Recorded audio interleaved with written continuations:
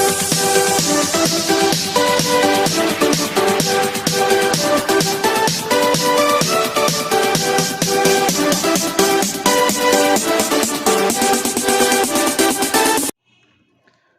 Everyone, I am Zubair and your most welcome in my YouTube channel. तो आज हम start करने वाले हैं भाई क्वांटम नंबर के बारे में कि क्वांटम नंबर होता क्या है।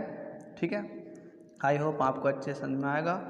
और इससे पहले मैं 2 वीडियो अपलोड कर चुका हूँ, वो बेसिक्स थी, आप उनको ज़रूर देख लीजिए। ठीक है, चलो। तो क्वांटम संख्याएं होती क्या है, ठीक है। तो हमने नेक्स्ट वीडियो में जाना था कि जो इलेक्ट्रॉन्स होता है, एटम कैसा होता है, गोल होता है, बीच में इसके न्यूक्लियस होता है और आउटर में इसके क्या होती हैं, सेल्स होती हैं, क्या होती हैं, कक्षाएं। इन कक्षाओं में क्या रहता है, इलेक्ट्रॉन्स रहते हैं। ठीक है, क्या रहते हैं भाई, इलेक्ट्रॉन। तो इलेक्ट्रॉन्स क्या होता है, सबसे पहले रहते हैं कक्षाओं में। किस में रहते हैं, कक्षाओं में। ठीक है, फिर इलेक्ट्रॉन कक्षाएं किससे मिलकर बनी रहती हैं, आपकी उपकोष से मिलकर बनी होती हैं, उपकोष से।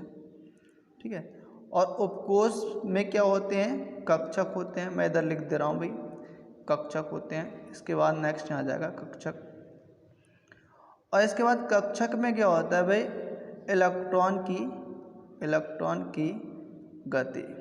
ठीक है, इलेक्ट्रॉन की गति। तो मेनली इलेक्ट्रॉन किस कक्षा में है, कक्षा में है तो उस किस कक्षा, किस उपकोष में है, उपकोष के किस कक्षक में है, और कक्षक में है तो उसकी मोशन कैसी है, क्लॉकवाइज है या एंटी क्लॉकवाइज है। तो ये आपको यहाँ 4 थिंग्स दिख रही हैं आपको। ठीक है, यहाँ पर 4 चीज़ों के बारे में डिस्कस करना है, और इलेक्ट्रॉन के बारे में ये चारों चीज़ों के बारे में डिस्कस है, वो क्वांटम संख्याएं कराती हैं।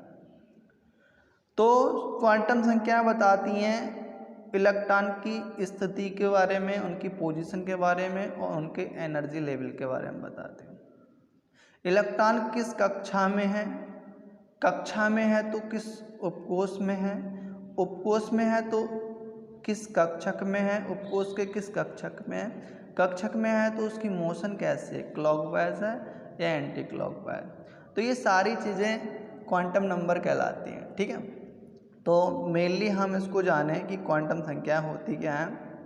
ठीक है, तो वे संख्याएं जो इलेक्ट्रॉन की स्थिति, पोजीशन एवं उनके ऊर्जा स्तर के बारे में बताती हैं, तो इलेक्ट्रॉन ये संख्या क्या कहलाती हैं, आपकी क्वांटम संख्या कहलाती हैं। ठीक है, क्वांटम संख्या। अब चलो देख लो, तो क्वांटम संख्या वे संख्याएं जो इलेक्ट्रॉन की स्थिति एवं उनके ऊर्जा स्तर के बारे में बताती हैं, तो क्या कहलाती हैं, आपकी क्वांटम संख्या कहलाती हैं। क्या कहलाती हैं, आपकी क्वांटम संख्याएं कहलाती हैं। ठीक है, अब क्वांटम संख्याएं कहलाती हैं तो ये 4 प्रकार की होती हैं। क्वांटम संख्या कितनी प्रकार की होती है भाई, 4 प्रकार की होती हैं।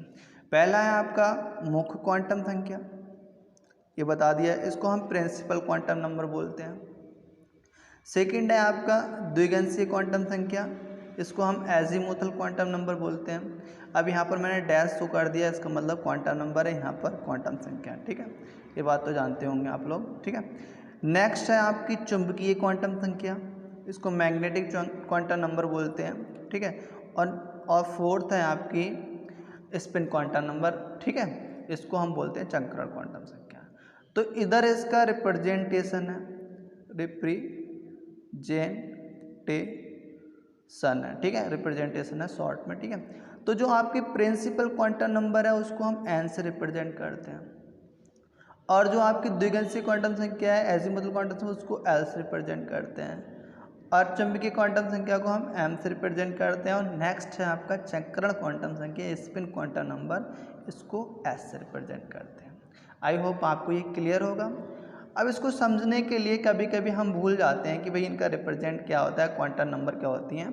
तो एक ट्रिक से याद रख सकते हैं, नत्थू लाल मास्टर साहब। ठीक है, नत्थू लाल मास्टर साहब, आप नत्थू बोले तो एन, और लाल बोले तो एल, और मास्टर बोले तो एम, और साहब बोले तो एस। ठीक है, यहाँ पर लिख सकते हैं नत्थू लाल और मास्टर एक मिनट, नथुलाल मास्टर और इधर नीचे लिख देना साहब।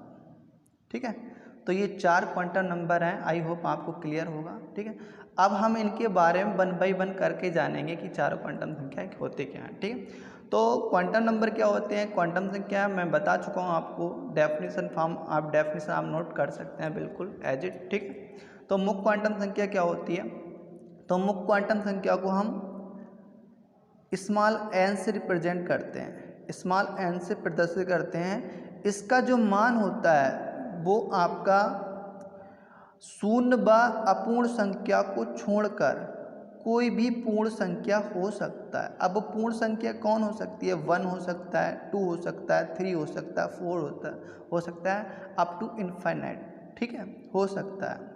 अब ये बताते क्या हैं, इलेक्ट्रॉन कहने का मतलब है आपके मुख्य प्रिंसिपल क्वांटम नंबर क्या बताती है। तो जैसे आपका प्रिंसिपल क्वांटम नंबर बताती है कि इलेक्ट्रॉन किस कक्षा में है, किस कक्षा। मैंने बोला था क्वांटम संख्या 4 प्रकार की होती हैं, एक कक्षा को बताती है, एक उपकोष को बताती है, और नेक्स्ट आपके कक्षक को बताती है, और लास्ट में आता है इलेक्ट्रॉन की गति, मोशन ऑफ इलेक्ट्रॉन को बताती है।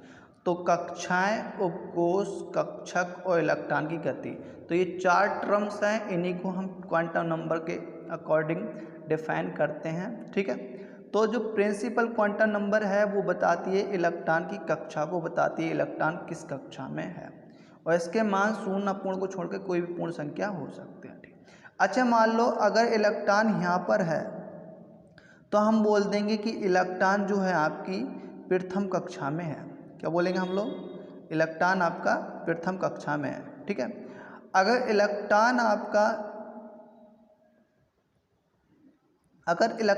यहाँ पर है आपका, तो हम बोलेंगे इलेक्ट्रॉन दूसरी कक्षा में है। अगर यहाँ पर है तो हम बोलेंगे इलेक्ट्रॉन तीसरी कक्षा में, और यहाँ पर है तो इलेक्ट्रॉन क्या बोलेंगे, चौथी कक्षा में। ठीक है, तो एक बात हम यूँ भी बोल सकते हैं कि जो मुख्य क्वांटम संख्या होती है वो न्यूक्लियस से और इलेक्ट्रॉन की दूरी को भी बताती है।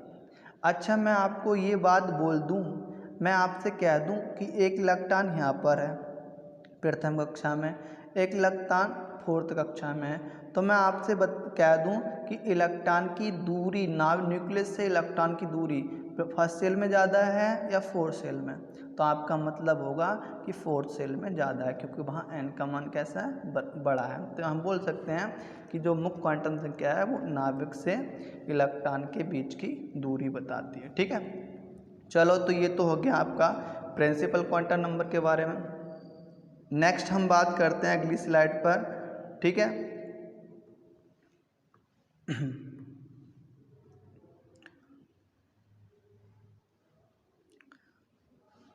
चलो ठीक है, तो अब बात आती है आपकी द्विगंशी क्वांटम नंबर, इसको बोलते हैं हम एजीमुथल क्वांटम नंबर। ठीक है, ऐसे एजीमुथल क्वांटम नंबर क्या होती है, इसे स्मॉल एल से प्रदर्शित करते हैं। इसके द्वारा उपकोषों को ज्ञात किया जाता है। अब उपकोष कौन कौन से होते हैं, एस, पी, डी और एफ, ये 4 उपकोष हैं। इनको हम द्विगंशीय एजीमुथल क्वांटम नंबर के अकॉर्डिंग डिफाइन करते हैं। अब वो कैसे डिफाइन करते हैं, ठीक है, तो अगर उपकोष मैंने ले लिए, ये 4 उपकोष हैं, एस, पी, डी और एफ। अगर एस उपकोष है तो एल का मान कितना होगा, 0 होगा। पी उपकोष है तो एल का मान कितना होगा, 1 होगा। और डी उपकोष है तो एल का मान 2 होगा। और अगर एफ उपकोष है, ये वाला एफ है, तो एल का मान कितना होगा आपका, 3 होगा। ठीक है, कितना होगा, 3 होगा। यह बात आपको नोट ऑन रखनी है, बस दिमाग में ध्यान रखना है आपको। ठीक है, अगर एस उपकोष है तो एल का मान आपका 0, पी के लिए 1 और डी के लिए 2 और एफ के लिए 3। तो इस अगर मैं बोल दूं एल बराबर 2 है तो आप बताओगे कि वो कौन सा उपकोष है, डी उपकोष है, क्योंकि डी के लिए 2 होता है। तो हम बोल सकते हैं जो एल का मान है, आई मीन द्विगंशी क्वांटम नंबर है, उसके द्वारा हम सब सेल को बताते हैं, उसको बताते हैं। ठीक है, अब बात आती है इसके मान कैसे निकाले जाएँ, इसकी वैल्यूज़ कैसे निकाली जाएँ। तो जो आपके द्विगंशी क्वांटम संख्या है उसके मान होते हैं वो n के मान पर निर्भर करते हैं, डिपेंड करते हैं। अगर m के मान दिए हैं, l के मान दिए हैं, n के मान दिए हैं, तो n के मान के लिए हम l के मान निकाल सकते हैं 0 से n-1 तक, ठीक है, 0 से n-1 तक। अच्छा एक एग्जाम्पल मैं लेता हूँ, अगर n = 3 है, n = 3 है, देन यहाँ पर n जरूर और होगा, ठीक है, then the find the value of l। अगर n का मान 3 है तब हमें l की वैल्यू बतानी है, तो l की वैल्यू होगी 0 से n-1, n बराबर 3 है तो 3-1 तक। अब l बराबर होगा 0 से 2 तक, और 0 और 2 के बीच में जो भी नंबर होगा वो l का होगा। तो 0 के 2 में 0 आता है, फिर 1 आएगा, फिर 2 आएगा, ठीक है, क्योंकि 0 और 2 के बीच में 1 नंबर आता है। तो l के मान कितने होंगे, 0 से 0, 1, 2, ठीक है, इसके 3 मार्क्स निकल के आएंगे। ऐसे ही आप बता सकते हो बिल्कुल। अगर मैं बोल दूं n बराबर 5 दिया है तो l के मान क्या होंगे, तो सारी वैल्यू आप कैलकुलेट करके बताएंगे और मुझे कमेंट ज़रूर करेंगे। आई होप आपको ये समझ में आ गया होगा, ठीक है। नेक्स्ट चलो हम बात करते हैं, अगला क्वांटम नंबर आएगा हमारा चुंबकीय क्वांटम संख्या, जिसको हम बोलते हैं मैग्नेटिक क्वांटम नंबर बोलते हैं, ठीक है, मैग्नेटिक क्वांटम नंबर। तो इसको क्या होता है भाई, इसे हम स्मॉल m से प्रदर्शित करते हैं। इसके द्वारा कक्षकों को ज्ञात किया जाता है और मेनली कक्षकों के ओरिएंटेशन को ज्ञात किया जाता है, ठीक है, कक्षकों के ओरिएंटेशन को, या बोल सकते हैं हम कक्षकों को ज्ञात किया जाता है। इसके मान हैं वो l के मान पर डिपेंड करेंगे। जैसे l के मान थे वो किस पे डिपेंड करेंगे, आपके n के मान पे, ऐसी m के मान है वो किस पे डिपेंड करेंगे, l के मान पे। तो ये आपको ध्यान होना चाहिए, ठीक है। अब बात आती है इसके मान कैसे निकाले जाएं। तो m के मान होते हैं वो l के मान पे डिपेंड करते हैं, बट वो निकलते कैसे हैं, तो m के मान होते हैं -l से +l तक होते हैं, ठीक है। यदि l बराबर 2 है, नॉट -2, ठीक है, गलती से मिस्टेक हो गई है भाई यहाँ पर, यहाँ +2 प्लस माइनस कोई डिफेंड नहीं है, यहाँ +2 है, तो then find the value of m। अगर l बराबर 2 है, क्योंकि l के वैल्यू है वो प्लस माइनस में डिपेंड नहीं कर रही है, ठीक है, तो l बराबर आपका 2 है, then find the value of m। m की वैल्यू फाइंड करनी है तो m का मान होगा -l से +l तक। अब l बराबर कितना है, -2, तो -2 से +2 तक, ठीक है। अब -2 से +2 0 जिसमें इंक्लूड होगा, ठीक है। अब -2 और +2 के बीच जितने भी नंबर हैं वो सारे आएंगे। तो -2 से बड़ा कौन होता है, -1, -1 से बड़ा कौन होता है, 0 होता है। ऐसे 0 से बड़ा कौन होता है, +1 होता है, और +1 से बड़ा कौन होता है, +2 होता है। तो इसके मान निकल के आएंगे भाई, वो निकल के आएंगे -2, -1 और -2, -1, 0, +1, +2, ठीक है। यदि l का मान होता आपका 1 होता, तब m के मान कैसे निकालते हैं, जो m का मान होता, एक मिनट, ठीक है, तो l बराबर आपका 1 होता तो m का मान होता वो कैसे होता आपका -1 से +1 तक, ठीक है। अब -1 से +1 तक जितने भी नंबर है उसको नोट कर लो। -1 से बड़ा कौन होगा, 0 होगा, फिर 0 से बड़ा कौन होगा, +1 होगा। तो l के मान कितने निकल के आएंगे, आपके 3 मान निकल के आएंगे। आई होप आपको ये क्लियर होगा, ठीक है। तो m के मान किस पे डिपेंड करेंगे, l के मान पे डिपेंड करेंगे, ठीक है। सारा बहुत सिंपल है एकदम, ठीक है। अब मैं बता रहा हूँ आपको, अगर l बराबर आपका दिया है, l बराबर आपका 4 दिया है, ठीक है, l बराबर 3 रख लो, l बराबर 3 दिया है, तब आपको m के जो वैल्यूज़ हैं वो आपको फाइंड करनी है, ठीक है, फॉर हिमसेल्फ। तो आई होप ये आपको क्लियर होगा, ठीक है। चलो बी मूव फॉरवर्ड।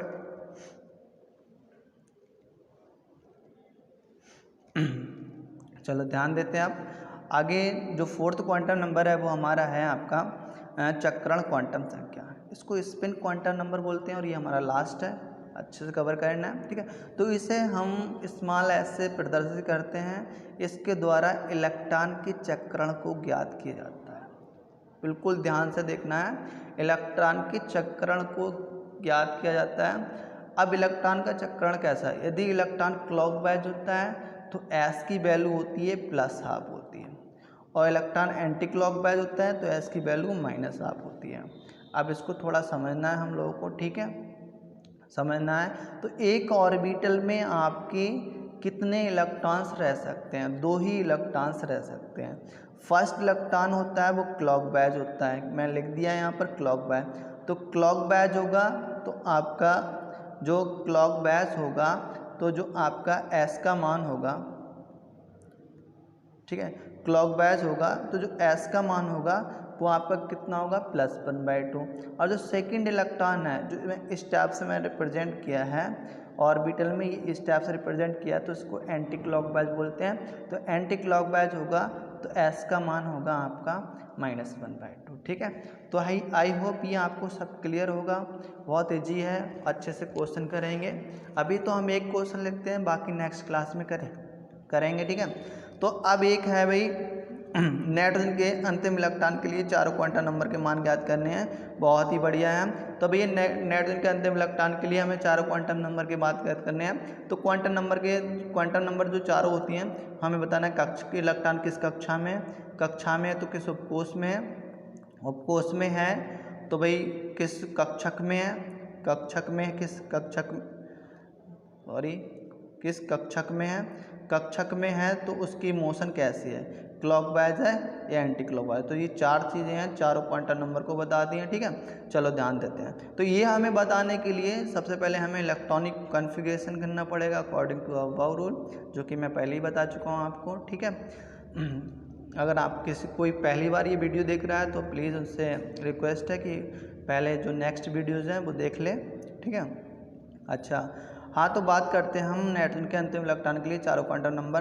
तो नाइट्रोजन का एटम नंबर होता है 7 होता है। नाइट्रोजन का एटम नंबर कितना होता है आपका 7 होता है। 7 होता है तो इसका इलेक्ट्रॉनिक कन्फिगरेशन करेंगे तो 1s2 2s2 और 2p कितना होगा 3 होगा। अब लास्ट इलेक्ट्रॉन की बात की है तो हम लास्ट इलेक्ट्रॉन तो लास्ट इलेक्ट्रॉन यहीं तो होगा। ठीक है, 2p3 में तो होगा। अभी 2p3 में है, चलो हमने 2p3 एक तरफ नोट कर लिया इसको। ठीक है, जब 2p3 लिख लिया तो हमें n का मान बताना है, l का मान। तो यहाँ पर जो नंबर है वो इलेक्ट्रॉन की कक्षा को बताता है। तो यहाँ पर कितना नंबर है 2, तो n बराबर कितना होगा आपका 2, क्योंकि इलेक्ट्रॉन कौन सी कक्षा में है 2। ठीक है, दूसरी कक्षा में इलेक्ट्रॉन, ध्यान देना। ठीक है, तो यहाँ पर जो नंबर है वो कितना है 2, तो इलेक्ट्रॉन किस कक्षा में 2, दूसरी कक्षा में। अच्छा, यहाँ पर जो उपकोष है आपका कौन सा उपकोष है, p उपकोष है। तो S, P और D और F, तो ये जो उपकोष होते हैं इसके लिए L का मान होता है 0 होता है, 1 होता है, 2 होता है और 3 होता है।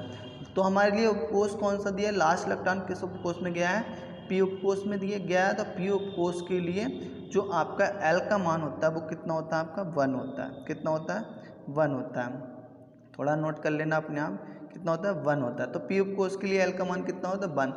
अब जो बताओ ये L का मान निकल आया हमारा, N का मान निकल आया, तो M का मान निकालना है। तो M का मान होता है -L से +L तक। अब बताओ L बराबर है कितना अपना, L बराबर है L बराबर है 1। तो जो L बराबर 1 है तो M का मान होगा -1 से +1 तक। तो -1 0 और +1, तो कितने मान निकल के आएंगे 3 मान। मतलब इसमें ऑर्बिटल कितने होंगे 3 ऑर्बिटल्स होंगे, क्योंकि M जो है वो कक्षकों की बताता है। तो जो P उपकोष है आपका, ठीक है, थोड़ा ध्यान देना, P उपकोष है उसमें ऑर्बिटल भी कितने हैं 3 ऑर्बिटल हैं। ठीक है, ये तो 1 होगा यहाँ पर। ठीक है, 1 होगा एक बार, ठीक है, लिखने में नहीं आ रहा है। ठीक है, तो 1 होगा। तो M का मान होगा, M का ये मान है वो कौन कौन से मान होंगे, ये 3 मान निकल आए थे -L से +L तक। तो -1 से +1 तक, तो -1 और -1 कामा 0 और कामा +1। तो ये 3 ऑर्बिटल हैं, इस वाले के लिए -1 होगा, बीच वाले के लिए 0 होगा, इस वाले के लिए +1 होगा। ठीक है, अब इसमें 3 इलेक्ट्रॉन है, लेकिन हमें निकालना कौन से है, लास्ट इलेक्ट्रॉन के निकालना है। तो लास्ट इलेक्ट्रॉन आपका 3 में ये 3 इलेक्ट्रॉन्स में लास्ट इलेक्ट्रॉन कौन सा होगा 1 2 3। तो ये वाला इलेक्ट्रॉन होगा वो लास्ट इलेक्ट्रॉन होगा। तो इस वाले इलेक्ट्रॉन के लिए आप ये बता दो M का मान कितना है। तो ये M का मान है आपका +1। कितना है आपका +1 है आपका। ठीक है, 1 मिनट, तो ये +1 है। ठीक है, तो N का मान हो गया आपका 2, L का मान हो गया 1, M का मान हो गया +1। अब हमको ये और बताना है कि S का मान कितना होगा। अब ये बताओ इलेक्ट्रॉन क्लॉकवाइज है या एंटी क्लॉकवाइज। तो इलेक्ट्रॉन क्लॉकवाइज है। कैसा है भाई, क्लॉकवाइज।